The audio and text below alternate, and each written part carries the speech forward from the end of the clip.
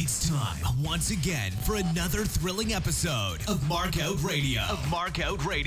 For the next hour, sit back, pull the stick out of your ass, and enjoy. Be warned though, smarks and internet know-it-alls will be offended, annoyed, and generally pissed off at what's about to happen to your ear holes. You've been warned.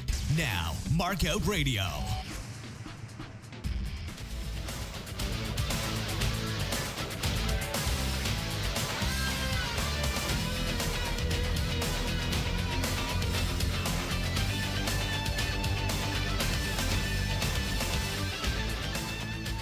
That's right. Good God. Let's try this again. If you were here last week and listened to that clusterfuck, my apologies. Audio was all over the place. I don't even know if it exported right. There's just a huge corruption in the studio, which I wasn't aware of until, of course, I'd already gotten home. And sorry, you guys are awesome and everything. I'm not going back to the fucking studio. Forget that shit. Not that late at night. Sorry. Ain't happening. All right, so let's try this again. Markout Radio Goes Nitro, episode 57 with your boy Dark Fox for October 14th, 1996 at the Mid-South Coliseum in Memphis, Tennessee, hosted by Tony Schiavone, Larry Zbyszko, Eric Bischoff, Mike Tenay, and Bobby the Brain Heenan. This is the 18th week in a row for Nitro to win the ratings war that actually is a war, with a 3.3 to Raw's abysmal 1.8. There were 6,930 in attendance tonight, with 5,650 actually paying to be there.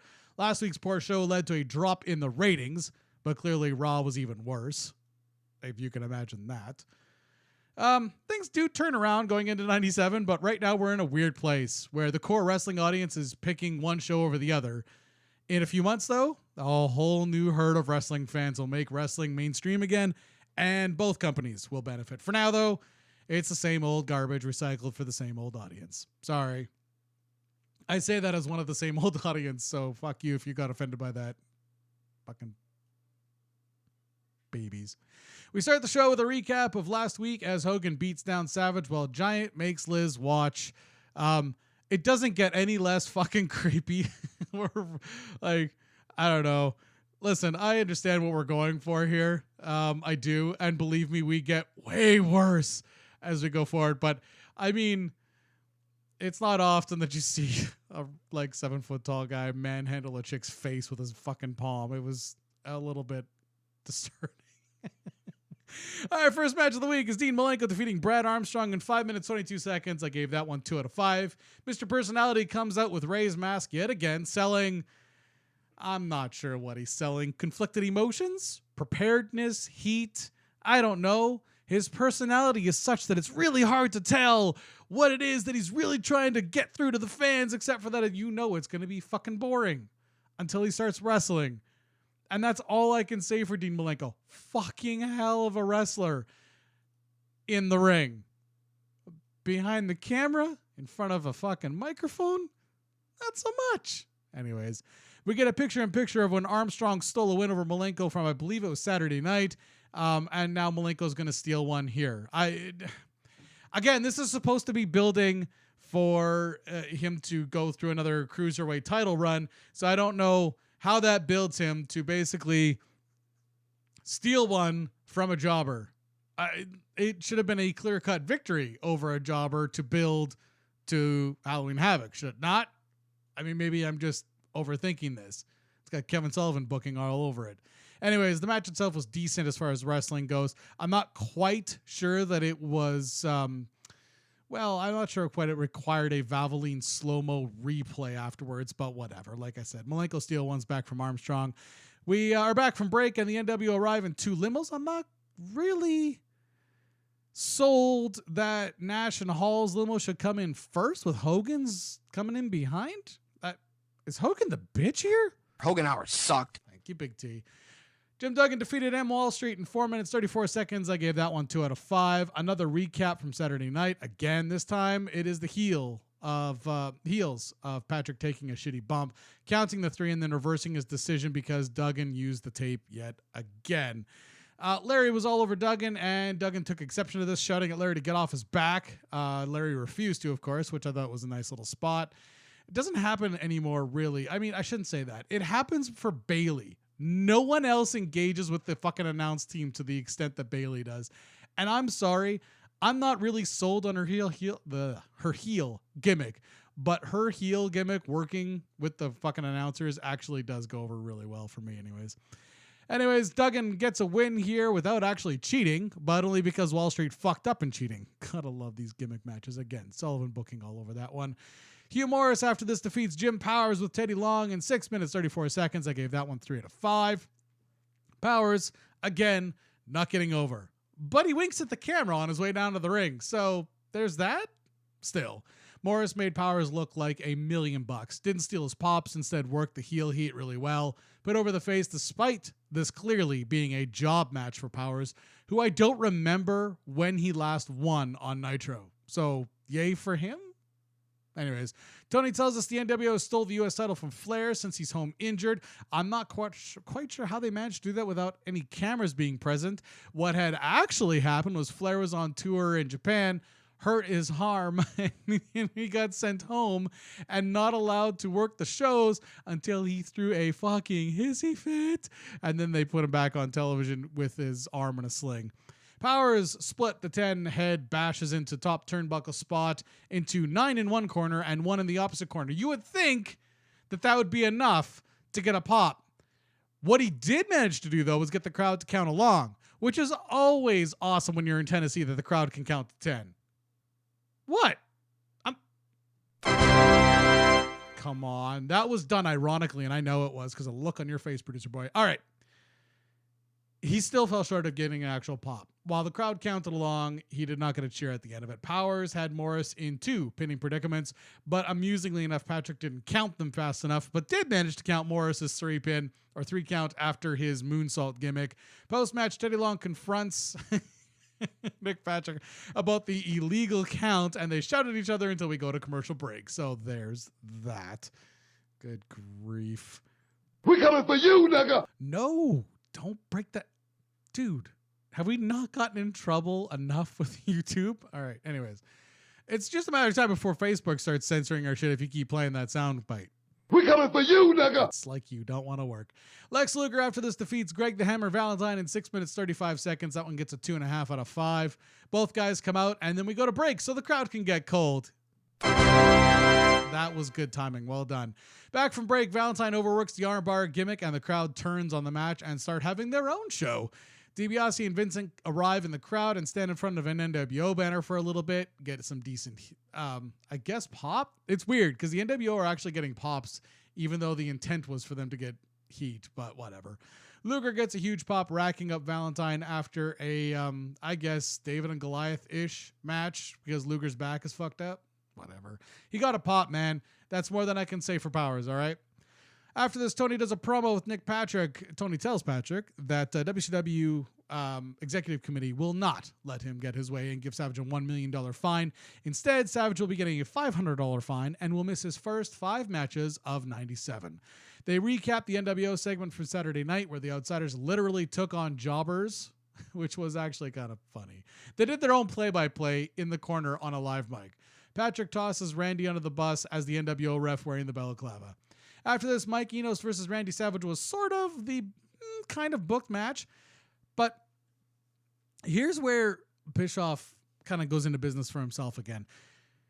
Bischoff stopped Randy on the ramp to show him some footage. Savage avoids saying ass once on the live mic, but then blurts out and then blurts it out later, earning yet another FCC fine for Turner. Might as well let him bust out 2 more swears during this and get your full bang for your buck out of that one. Anyways, we go to the monitor where Liz is sitting on a tree swing that Randy made for her, apologizing to Savage for being cowardly in hurting him over the last year. I just listen, let's unplug the obvious insults that are going to come this way. But anyways, we're back with Savage on the live mic. Bischoff is insisting that Randy needs to respond to the Liz promo. I don't understand how Bischoff finds himself in the middle of this shitty reality TV bullshit every time. If Liz is on the NWO's dime, then this was an NWO fucking promo. It just wasn't done with the grainy black and white. So how the fuck did Bischoff get his hands on it? Why did Bischoff get his hands on it? Why on earth would he need Randy and Liz to make up? I don't understand. What purpose does that serve in the grand scheme of the fucking gimmicks other than putting Savage on the back leg? right leading into a fucking pay-per-view where Bischoff knows that Hogan and Savage are going for the title. So why the fuck would he do this to him in kayfabe? Out of kayfabe, of course, the fucking excuse is, well, Bischoff just loves that fucking Jerry Springer bullshit, and here comes another one. It's Jerry Springer, but done Disney style, without, tits hanging out and cusses and shit like that. Obviously, things you aren't going to hear on this show, all right? Anyways, Savage then bails on the match, leaving the arena and getting into his white limo and giving Enos his first W I think he's ever gotten on Nitro. It's been a Nitro for the underdogs this week.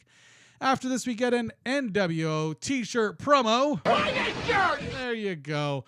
We come back from break to Dave Penzer in the ring, getting the crowd hyped with a countdown that made its way onto live air. Oops. Heenan takes Bischoff to task for doing that to Savage this close to Halloween Havoc. Tenay, of course, being the fucking goddamn yes man that he is, puts it over.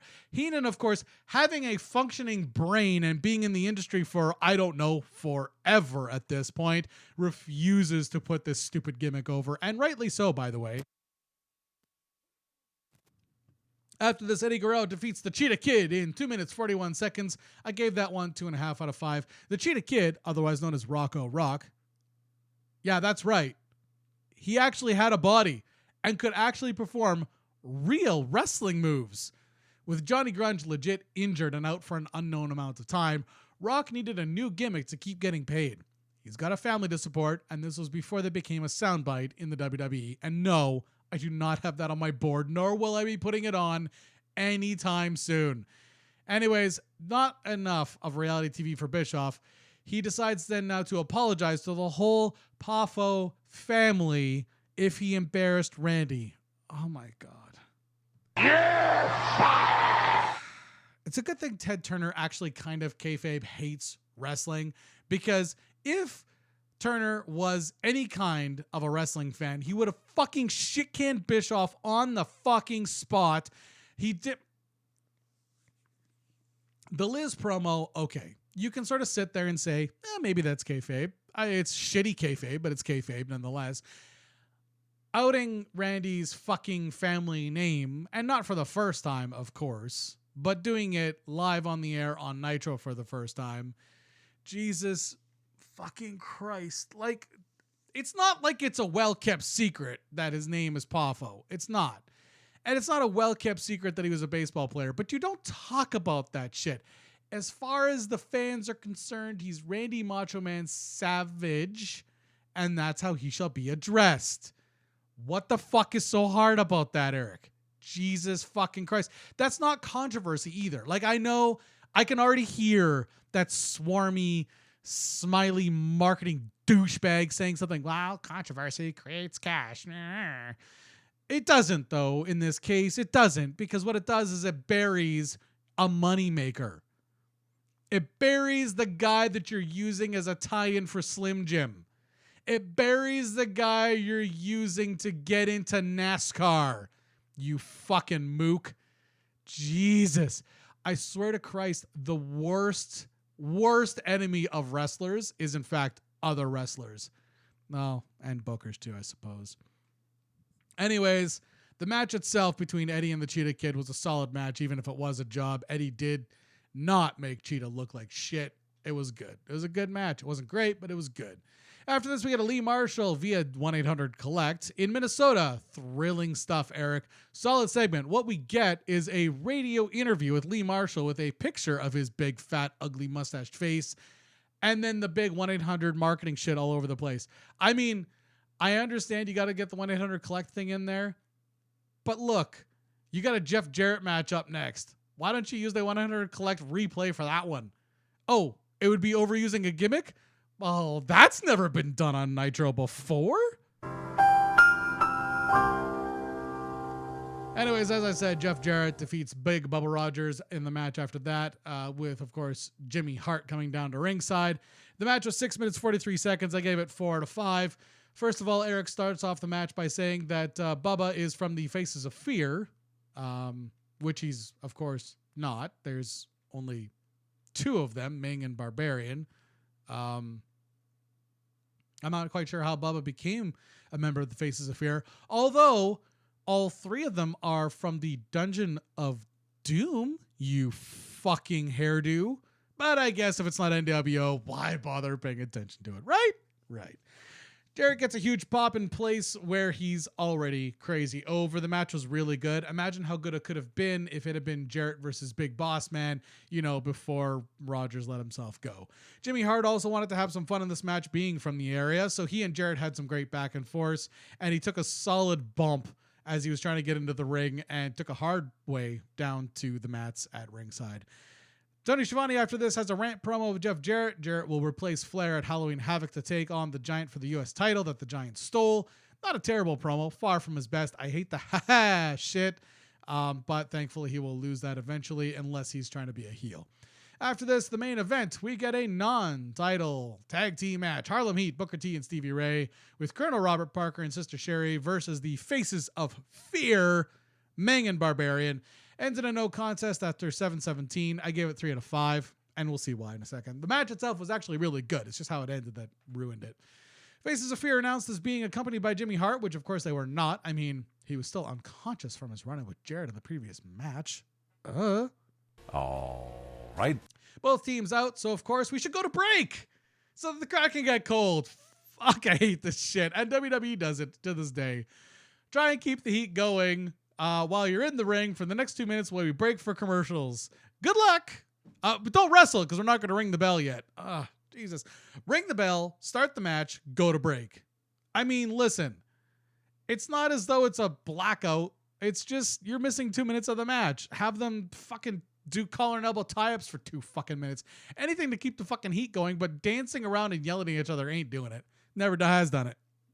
You ever go to a live wrestling show and they break for commercial and you watch the wrestlers try to do something for like the next 2.5 minutes to try to keep the fans into the match? It's fucking depressing to watch, man.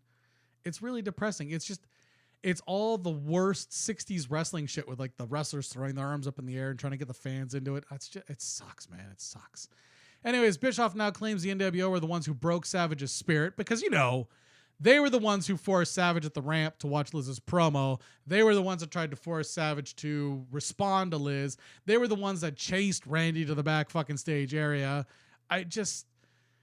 Jesus fucking Christ. I mean, you really, really need to stop listening to Hogan's fucking booking advice. Now you start using your head. That's that lump that's 3 feet above your ass. Huge belly-to-belly suplex from the top rope from Barbarian to Booker T, which almost botched the spot, but luckily they kept their balance, and Booker T, being fairly athletic, leaped over Barbarian to make sure that it didn't fuck up. The Outsiders make their way through the crowd and get both teams to come out to the ring to confront them. They don't actually touch them, though. There's no 10 count because they were out of the ring for about 4 seconds. So why was the match called as a no contest? No, seriously, I'm asking for a friend. Okay, I'm not asking for a friend. I'm asking for the fans. Why was this became a no contest? You are a big mark. I think we can all agree with that, but honestly, why the fuck was this match over? Oh, you don't know. Cool. Second hour, booked by Hogan and Bischoff. Woohoo. Thank you, Windows. Halloween Havoc promo after that. And this is the first, fully we're dealing with all the main event or draw matches in this one. Back from break, Eric knows that Savage will either get out of this funk that Eric was the one that put him in, or he'll hang up the boots forever. Fucking hell. There can be only one.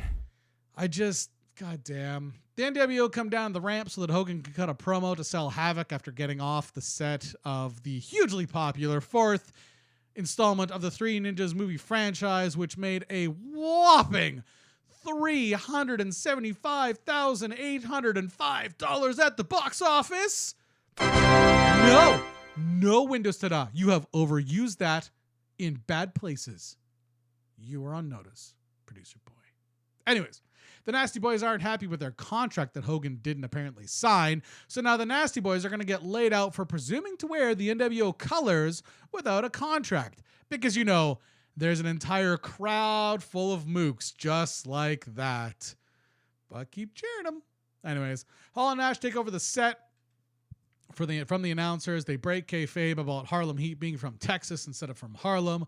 Hogan's mic is dead, so instead of hearing him run his mouth yet again, Hogan hours suck. thank you, we dumped the Savage's face during the Liz promo to fade to black for this episode. Now listen, even with the NWO segments, it could not pull the nose up on this fucking show. The Jeff Jarrett match was the only good one of the night. It got a huge reaction from the crowd, obviously because him and Hart are way over here, but still, it got what they needed out of that match. So people went home thinking that perhaps, well, I shouldn't say that. Had the match ended with the no contest from the tag thing, that would have been fine. But of course, Hogan had to come out and cut a fucking promo to remind us all that he's there and being paid $2 million a year. So, yeah, there's that. Anyways, despite the NWO actually getting a reaction, it was just Hogan repeating himself over and over with the same lame, I've got your girl shtick the Horsemen have been doing for the last 18 months. It's just now Hogan's doing it. So, objectively, it was fucking garbage. It was a garbage fucking episode. It's not as though you can't convince me that there was something that would maybe make this worth more than 2 out of 5 that I'm going to give it. It's possible. Throw it in the comment section if you figure it's worth more than 2 out of 5. And why? Honestly, just go and rewatch it and tell me why. What was it because that's on every fucking show. Anyways, not only did WCW ratings go down this next week, but Raw's shot up. And next week is going to be the go home for Nitro for fucking Halloween Havoc. Whoops. Anyways, we'll get to the actual go home Nitro next week and everything that goes on with that episode. I guess live. If you're listening to this live, or if you're listening to this on the Sunday that it's going out live, it's going to be later on today. I'm doing 2 episodes this week. Why? I don't know. Because I feel bad that the fucking show bombed so bad last week, I guess. Almost as bad as Nitro bombed. Well, that was an abortion of a show. Should the mood take you, check out markoutradio.com and leave a comment. You can also find links there to our Facebook, Twitter, YouTube, and Stitcher channels. You can even leave a voicemail on our Skype. Just click the links and share them.